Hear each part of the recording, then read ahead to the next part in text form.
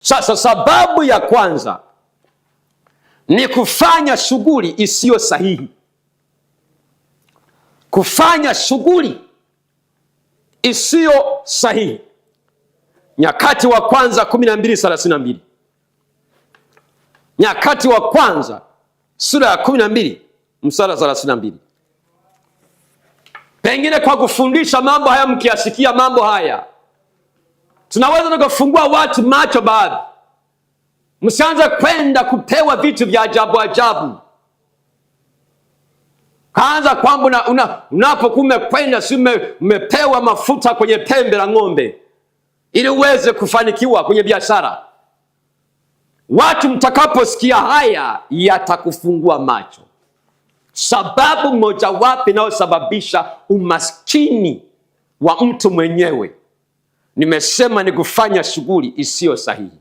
Mambo ya Nyakati wa kwanza 12:32. Na wana wa Isakari, watu wenye akili za kujua nyakati, kuyajua ya wapasayo Israeli wayatende. Vichwa vyao walikuwa watu 200 na ndugu zao wote walikuwa wako chini ya amri yao. Umesikia?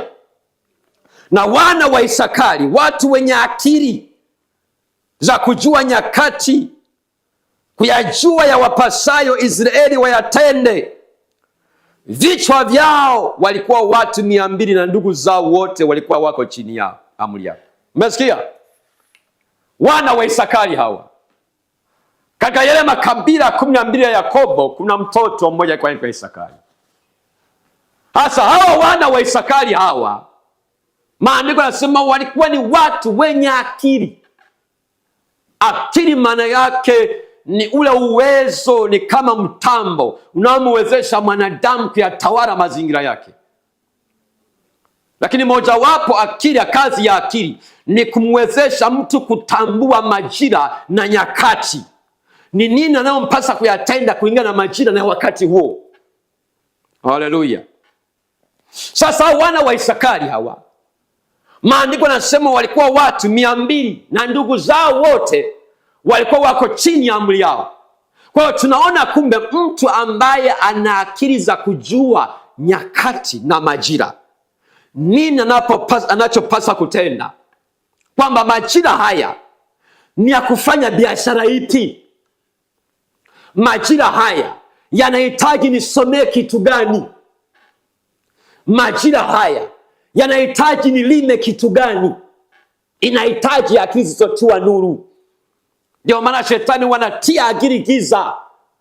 Unakuta leo unauza machungwa, kesho unashangaa umesikia wapi kuna kitu gani unakwenda. Kwa hiyo umekuwa ni mtu natupa huko na huko, hujui kipawa chako.